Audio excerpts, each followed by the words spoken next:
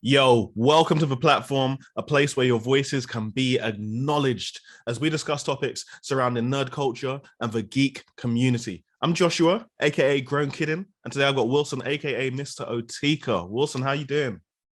I'm good, sir. How are you? Yeah, man, I'm good. I'm good. My creative partner in crime. Good to have you on. Thank you. Good to be here. So I got a question for you. Like I've been telling everyone, I'm tailoring the questions to the guests. And yeah, I think this is fitting for you. So obviously, I'm not at a situation, I'm not at a stage where I've got kids or anything at the moment. I ain't got a mortgage, I've got nothing like that. That's a horrible flex. I'm like, yeah, basically I'm broke, I've got nothing going on. But you're a family man. In many ways, you're very opposite to me in terms of lifestyle priorities. But at the same time, I know that you're a gamer. I know you enjoy games just as much as I do. You like that escapism, like we all do, like to relax. What's that like for you, man? What's it like gaming as a family man? Because I'm assuming there's a bit of a give and take. It's not as simple as I've got a new game, I'm going to play it for 10 hours. No, that's an interesting question.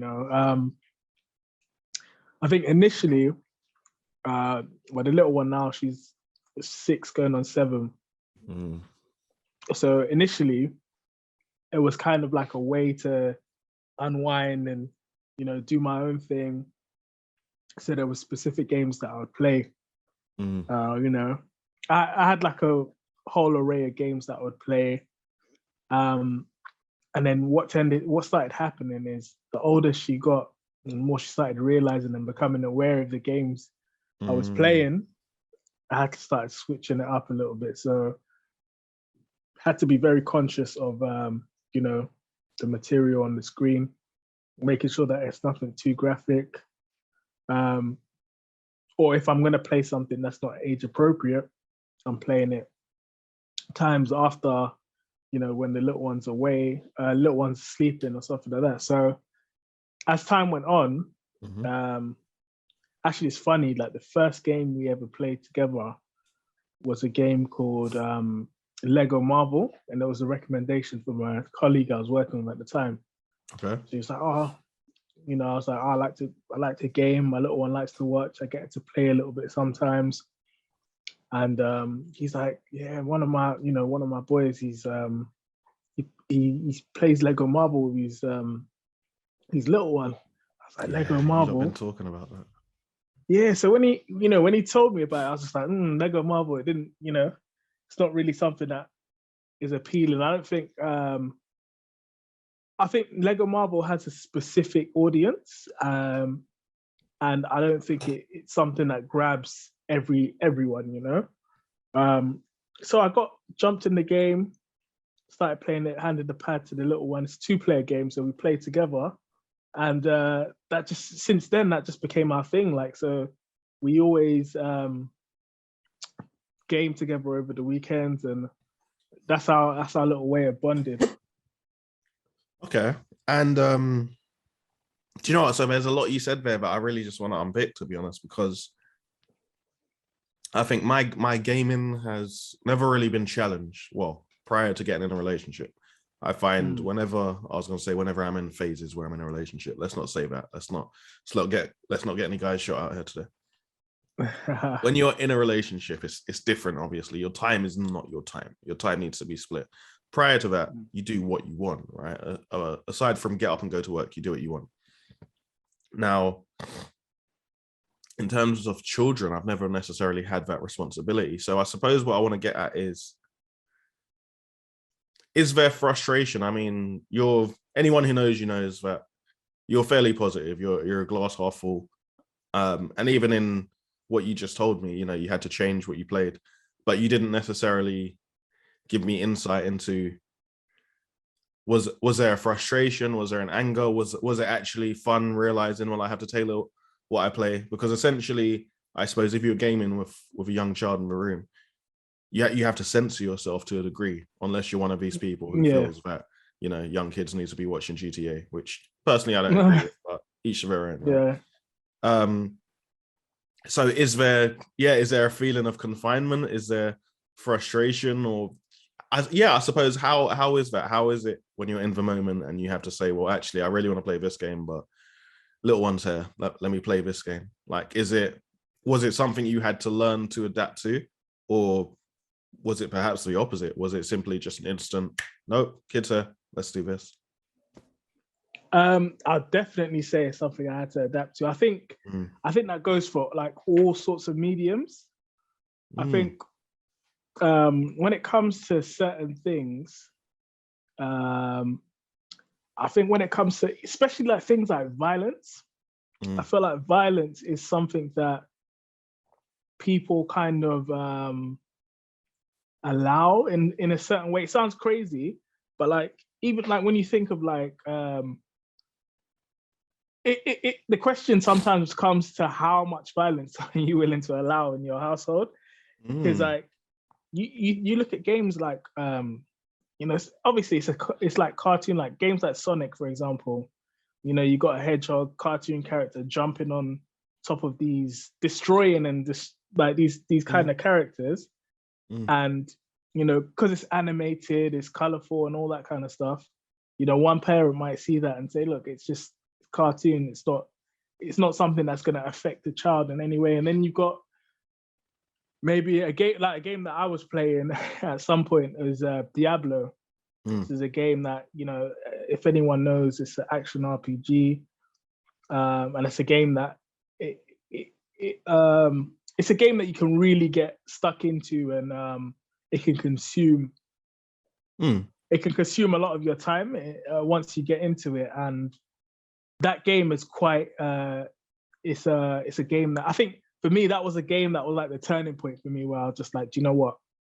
I need to be cautious of what I play, and starting to realize that she was aware of certain things. Which is strange, because in my head, Diablo is a very mild game. But then I suppose it comes down to that same thing. Sorry, I think I'm just spitting my water everywhere. I think that comes down to that same thing, because I'm allowed to game with a more ignorant mindset. I'm not a game like that. I'm not even perceiving necessarily the violent elements, because there's no one else in the room. So in my head, I'm just like, no, it's fine. So it's so weird to hear you say that, because to me, I'm like, Diablo, what's violent in Diablo? You know, you go around and you slay a few orcs. I mean, the only comparable thing I have is I remember when my little sister was younger, and I was that horrific older brother. Like, you know, oh, you're 11. I'm sorry, the DVD says 12. We're not watching it. I was that guy, which I don't think a lot of people would expect from me, but I'm aware of how the world is getting corrupted with media and violence, if we want to use such a strong word, to the point where there's very little held back these days, whether it's violence, whether it's sex on TV, whether it's vulgarity. There's very little held back. We dare to do everything now in front of children. Even TV commercials that would have previously come on, is it Watershed, for Watershed time, after a certain time, and now it's, you know, I believe after 9. Yeah, perfect. And now it's anytime. You know, you'll be halfway through the day and you'll see adverts for tampons and stuff like that. And I'm not saying we should censor tampons. I get that, you know, they're there to help everyone, arguably, but it's the idea of mature content is just, you know, it really is everywhere. But the closest I've had to being aware of it is when my sister was younger, and there'd be games or films, and I'd say, you need to get out the room. You're not going to watch me play Gears of War. I don't think your big brother chainsaw in someone's face and screaming out in glee is something you need to see. Obviously, she's older now, so that's a different thing. But then does it put you as an older person onto more childish games, or I suppose not put you onto childish games, but does it expand your horizons? Because there's so many gamers out there, and I suppose like so many film goers, there's this ignorant idea of, because I am such and such age, I need to play manly games, I need to play Call of Duty and be in the army, and I need to play this. And would you say, is it beneficial having the little one? Would you say the little one opens your eyes to, actually, we don't even need to kill someone, we can actually have fun, like you said, playing Lego? doing this. So Yeah. in that sense, yeah. Do you get something out of it? Yeah, I mean, I think definitely. I think naturally, when it comes to gaming, I'm quite what's the word? Eclectic gamer. So Mm. I'm someone that doesn't. You get certain gamers that are like strictly, FIFA, strictly Call of Duty. They Mm-hmm. have like games that they'll just play. My least favorite But me, gamers. yeah, well, yeah, but I mean, but those are the guys that make up I guess, a majority of the gaming world, isn't it? Mm. And I think, like, for me, I've always been one of those people, like, I like discovering different kinds of games, and I think that kind of challenged me and pushed me, and it still does to this day, to find games that we can play with the whole family. And Lego Mm. was a good start. I always say to you, like, Lego Marvel, I think that's the best. Like, if you want to introduce anyone to a Lego game, Mm. Lego Marvel is the best. Like, I think it's Lego Mm. Marvel superheroes. There's two. There's an Avengers one, but the first one, Lego Marvels, is it's great. So do you need to be a Marvel? There I go. I promise I don't usually spit regularly, but the water, my mouth is fresh. My mouth is lubed. Yeah. Them sus ones. Yeah. So with Lego Marvel, do you need to know superheroes? Do you need to know Marvel? Like, could you just sit down the missus or the mister, or whoever you happen to be gaming with? Mm. And could anyone get into it, or is there an aspect that you need to at least relate to someone in that game? Which I assume everyone could. That's Spider-Man. I was about to make a Well, schoolboy error and say that's Batman. I know Marvel and DC are very different. Yeah. But Team yeah, Marvel. that's really. I was having this Yeah, debate yeah. with someone the other day. I said, I was on the side of Marvel, but I did have to remind them that DC steals from Marvel, Marvel steals from DC. Yeah, Deathstroke, definitely. no, not Deathstroke. Deadpool. Is it Deadpool or Yeah. Deathstroke? Did Deathstroke rip off Deadpool? I think I'm not Deathstroke the sure. Terminator, um, yeah, ripped off Wade Wilson, which is why we've got Slade Wilson, who's Deathstroke. I Mm, think that's the way it was done. So yeah. you've got Team DC, you've got Okay with Team the Marvel, names. but Yeah. yeah, each one only exists because they're just ripping off other characters from the other. Yeah. That's why you've Yeah. got the DC counterpart to Spider-Man, the Marvel counterpart to this one. Um, Yeah. you know, that said, as long as X-Men exists in this universe, it's got to be Team Marvel. There's nothing Yeah. that DC has ever done that can. I'm sorry, the X-Men is just goated, Yeah. man. Like it's. Marvel's just too. They've got so many characters in there, and just an answer to your question with the Mm, game, um, like, it does. If you're someone that appreciates the world of whatever it is Lego are going into, you really like the game, because what they do is mm, they try and stay as true to the world as possible, but giving it kind of like a humorous, childlike, child-friendly take. But it's not to the mm, point where it's jarring or anything. Like, they mesh the worlds very, very well together. And I think the game is just amazing. Like, it has its story mode. And then once you've done the story mode, and as you mm, play the game in the story mode, you get unlocks for characters. These are all Marvel characters, and you have your challenge to unlock, I think, over 100 characters okay. in the game. So Mm, you unlock, I think, a good 30 of them play in the story mode, and then the rest of them you're unlocking in free play mode. So you're like roaming around the whole of New York. You go under a tunnel, you see Blade there. He asks you to do mm. some kind of challenge. You go somewhere else, and you got another Marvel characters. So it's a well put together game, and I think I always say to you, if they were to keep that same concept and improve the graphics, I Mm. think I think there'll be a lot of Marvel gamers out here that I can blow your mind right now. appreciate. Someone's done that. Yeah. So Okay. they've, so I'd say the big Lego games, feel free to disagree. Mm. It's the Marvel Lego games, the Star Wars Lego games, and the Harry Potter Lego games. Yeah, they've got quite a few more, but those are like Hmm. the three big ones. Yeah. So with the Star Wars ones, they've released one called, or they're releasing one called, I think it's the Skywalker Saga. Yeah. And from what I can see, and anyone can correct me if I'm wrong, from what I can see, they've taken all the previously existing Lego Star Wars games, Hmm. updated them, and the graphics look so clean. Clearly, it's still Lego, but it's got that clarity, it's got that sharpness, it's got that sheen to it, where Mm. it feels like a next gen Lego game. That's the closest I can describe it to. Like Yeah. it doesn't look lifelike. It doesn't look like you're physically playing with Lego blocks. But Okay. graphically, it's me as someone who's not a Lego fan.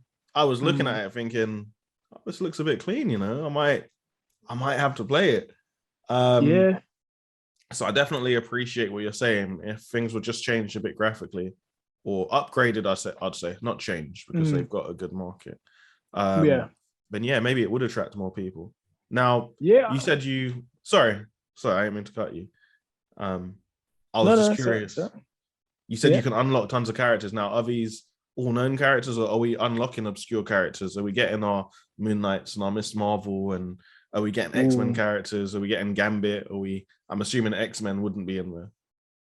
So that's the thing. So the first one, it actually has the X-Men in the game. And Mm, that's why I like it so much, because it feels like a more complete roster. Whereas the second one, the beef between is it Disney, Marvel, and all the other studios, mm, Fox, and all that kind of stuff. So what they did is when the second game took a hit because uh, they included the whole licensing beef. So they removed X-Men out of the second game. Yeah, so okay. in the first game you don't get the Fox characters. There's no silver. The first game you get the Silver Surfers, you get the Fantastic Four in there, Mm, um you get the X-Men. Moon Knight, sorry, is not in it. mm, But I'm sure, like that's the next thing. I'm looking forward to the next Marvel Lego game they bring out with all these characters, because I think that is the one that the Star Wars one is going to be good, but I think the Marvel one that they do with all the characters in it and the extra extended characters as well, it's mm, gonna be it's gonna be the one. It's definitely gonna be the one. mm, Um, but yeah, they have all sorts of obscure characters in there. I think um, you've got all the Dark Knights in there. So mm. Luke Cage, you've got She Hulk, you've got Wow. Punisher. I believe it's Punisher in it. I'm not sure. You got Iron Fist, Mm, Ant Man, Wasp. So many people from the Marvel universe is in it. Um, and yeah, it's just the mechanics as well. Like having Iron Man. I mean, like you've got Iron Man, and Iron Man he has like 6 different suits. You can mm. even turn into Tony Stark in it. The flying Oh, that's mechanics in the dope. game. That's Um, dope. yeah, it's such a good game. It's such a good game, and I think the next Marvel Lego Marvel game they come out with is going to be a smash hit. It's going to Okay. be a smash hit. Yeah. So, all right. So here's what I want to follow up with. Then we've essentially touched on, I suppose, adjusting as a parent. Hmm. Yeah. Of content you play, the content you're looking at, protecting or shielding, young ones from such content. Again, not Mm. everyone does. Live your life as you want. I personally don't agree with putting, extreme content in front of children. If your child is young and they're watching you play Doom, I Yeah. think you need to sort out your priorities. But each to their own. But also that's a great game. But Mm. Facts. yeah, very good. I force myself to. There's a few games where I will try and force myself to overcome the headache just to get a few minutes on it. Doom was one of them. Yeah. Um, but yeah, I suppose I want to know then. So if someone came to you for advice and they said, Wilson, you know my situation. You know, I've got a missus at home. I've got 2 boys. I don't get much time to myself, but I'd like something that I can play and kind of calm the family down, and we can spend time together. What are you advising them? What would be your top 2 or your top 3? You said calm the family down. It's definitely can't be overcooked. Because overcooked, that's a whole nother stress in itself. Fair. Maybe that was the wrong choice of words. Maybe calm is not word. Bring together. Let's say bring together. Yeah. I think like one of the greatest things, I always, you know me, I always swear by the PlayStation. I think that currently is the best console. PS4 is the best console going currently now.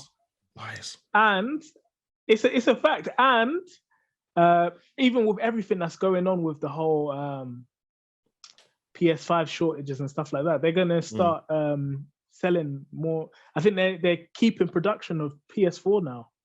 So wow, this is the lifespan of PS4 is gonna grow. You know, people are gonna keep making games for PS4 for a long time. It's probably gonna be one of the longest consoles generations in production, and they've got like over 4,000 games on the PSN network. It's a PlayStation network, so digital downloads and stuff like that. And the choices are so vast, like they are so vast. And I remember, because I will give you your credit, you're one of the people that brought me back into gaming. I hadn't gamed for like maybe I'd say a good 7 years. And it calmed you down though, right? Like it relaxed you. Definitely. I mean, when I first, we're jumping from topic to topic here, but that's how we do. Yeah, when I first got the PS4, I came to you, I asked you, what would you recommend? What's the best console at the moment? I made the mistake and got the Wii U before, so we've all been there, man. Yeah, so my love for Nintendo is a bit shaky, and I know that's blasphemy to you. Do you know what's crazy? I'm so sorry to cut you. What's crazy is I didn't realize I was a Nintendo fanboy until like last year. Like in my head, I was genuinely like a Sony guy or something, right? And then I think it might have been you called me out on it, and then I started looking back, and someone asked me my favorite games of all time, and I was looking back, and everything I said was Nintendo. When I sat there and I was like, am I a fanboy? Am I? And I think going back deep down, it's been like that secret love. You know, like I've had other relationships, but deep down, it's always been Nintendo for me, you know? What's your first Nintendo console? Do you know what's crazy? My first Nintendo console was 64. Oh, wow. Yeah, so I used to, this is when I used to go around my father's house, and my stepsister had a Super Nintendo. No, before that, she had the NES, and we'd play like Duck Hunt and stuff like that. And then she upgraded, got the Super Nintendo, and it was Super Mario World. And so maybe it's nostalgia. Maybe it's, a bunch of feelings combined. I don't know, but Nintendo was just something special. And I had the Mega Drive, sure. I had Sonic who ran fast, but Sonic didn't have Yoshi. Sonic didn't have a brother. Sonic, but yeah, my first console was N64. So your first Nintendo console. Okay, but your first gaming experience was the NES, yeah? That was your first time ever gaming? Yeah, I'd say so. Okay. I'd say so. All right, that makes sense. And I had the Game Boy as well, so. At the same time when your sister had the NES, yeah? I don't know when the Game Boy came out, but I think I had it around the time it came out, maybe within a year. Okay.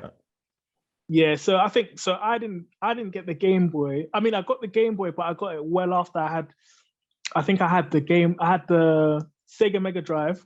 The first game I actually that exposed me to game consoles was the Mega Drive. And I think maybe that might be the determining factor of what happens with your love for gaming, because I got introduced to video games with the game Street Fighter 2.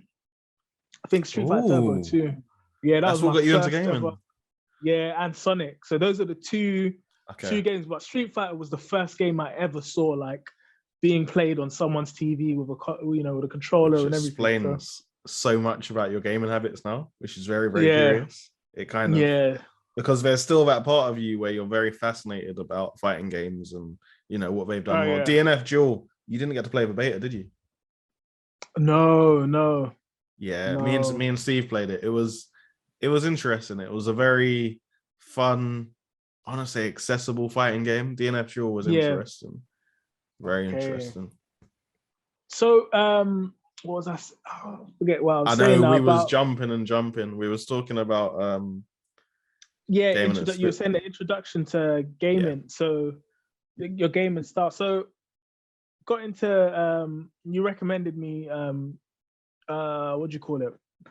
Metal Gear Solid. When I played it, because I'd been out of the gaming world for a long time, it was so much. And I think Metal Gear Solid, like in hindsight, looking at the games, Metal Gear Solid 5, Phantom Pain, that is one of like the top tier games on the PlayStation in terms of graphics, in terms of mechanics. So I did kind of jump in at the deep end. So when I did it, kind of scared me a little bit. I was just like, oh, do you know what? It's too much. I'm gonna put this down. Didn't play for like I had the PlayStation there for like a year and a half. Wow. And then I just started like doing my research in the games and getting a bit more understanding in it. And then I can't remember what game we ended up getting. First game, I can't remember. There was a game that anyway I jumped into and like got me like super hooked. And I sound like an addict. It's got me into gaming and got me playing and stuff like that, and just from there I just started discovering other games and like trying to play like different kind of games. But back to the question you were saying about the family games, best games for family, definitely Overcooked's one that I play with the missus. Yep. Facts. And great. Yeah, but the little one, she's not really, I feel like the thing is with that game, communication is key. Like you have to have it tests your communication skills, and you're not really great at communicating with the person you're playing with. It is a co-op game, so you are playing on the same side, trying to achieve a goal together.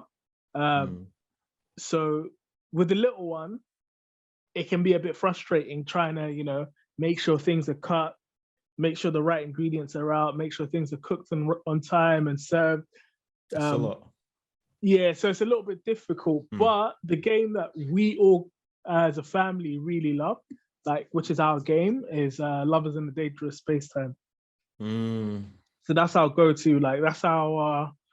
I remember lockdown happened, and before everything shut down, I remember the time where if you have a cold, isolate for 2 weeks and all that kind of stuff. We don't know what it could be.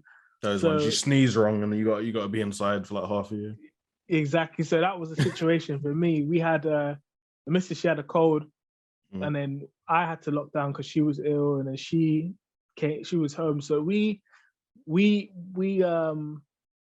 I said lockdown, isolate. We isolated a week before the whole country shut the lockdown. And when we isolated, we were literally we were at home, and I was just like, look, let's crack on the PlayStation. Let's see what we could play together. Because as you know, I'm a collector, so I've got a collection of games on the PlayStation. I'm ashamed to say how much, but I've got a lot. It's got to be done, man. It's got to be done. And so that was the game that we selected. It was Lovers in a Dangerous Space Time, and then through playing that, the concept of the game basically is it's a 4-player co-op game, not online, a local co-op. You can play online as well, but obviously we're playing local. So you have different roles that the players have. So you're all driving a ship. It's a 2D game. You're all driving a ship, and you're all on a ship. You've got one person that can drive the ship. You've got one person on the shields, another person on the guns. So we found a way to make it work for all of us. So Mrs. would be like driving the ship. What do you call it? The little one, she'll be on the shield, and I'll be on the guns. So we actually completed that game in lockdown. Hey, and you lot clocked it. We clocked it. I didn't in even the know 2 that game weeks. could be finished, man. Yeah, we clocked it. We finished it, Alright. and that was like our evening routine. So we'll do what we need to do for the day. You know, the cosmic kids like kid yoga and all that kind of stuff, schoolwork, work that we had to do, and then at evening time after we've eaten, we jump on the PlayStation. So that was our routine, and so that game, it holds a lot of sentimental value as well, because it reminds us of that time when we were all, you know, at home together and had our little routine together. So it was good. It was nice. But PlayStation has so many of those kind of games on there, and it's just a good console, man. It's definitely one I recommend to people that want to enter. That's dope. So yeah. So essentially, if you are out there parenting, doing the family man stick, or the family woman stick, or the family human being stuff, you've got Overcooked, you've got Lovers in Dangerous Space Time, you've got lots of things to bring the family together, and I think that's something that we, in modern times, definitely forget to do. We have all this technology, but a lot of the time we're not connected. So yeah, bring people together, bring your partner into your hobby, bring your family into your hobby, bring your friends into your YouTube channel, bring strangers into your YouTube channel. Just be better. But yeah, that aside, I think that is a great note to leave things on. We've got a bit of advice, we've got a bit of insight. So again, awesome. Really appreciate that. Dope. No worries. People may not understand and appreciate how amazing this has been, but to drag Wilson into a video is amazing, because Wilson's our editor. Wilson's behind the scenes. But on that note, have you got anything creative you're doing at the moment that people can check out, or are you kind of taking a breather? What's going on with you? Yeah, there's a project that I'm working on with Skinny Black, the new Skinny Black YouTube channel. Sorry, sorry. Go ahead. You're a grown man. Yeah, the project's called Lockdown Love.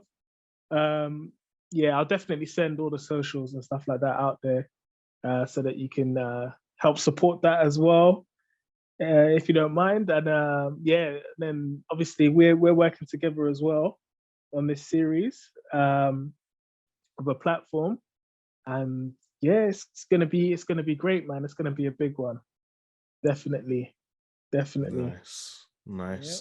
Love to hear it, love to see it. So there you go. Check out Wolsten stuff, check out Skinny Black stuff. I'll put the links there. The socials are probably going to be there, or they're going to be there. They're going to be somewhere on this screen. Got my lovely green screen behind me, so I can position myself, I can float. It's great. But yeah, on that note, I'm out, I'm off. It's been a blast. I'm not going to try and do what I done the last recording, where I convinced myself I could do the sound of Smack White. Did not work out well. When I'm off camera, I can do it, I promise. But anyway, let me stop rambling. Again, big thanks to you, Wilson. Also, this is currently being filmed on the 27th of January, 2022. So anyone buying Pokemon Arceus tomorrow, I'll see you there. Anyway, I'm off. It's been a blast. I'm out. You dig?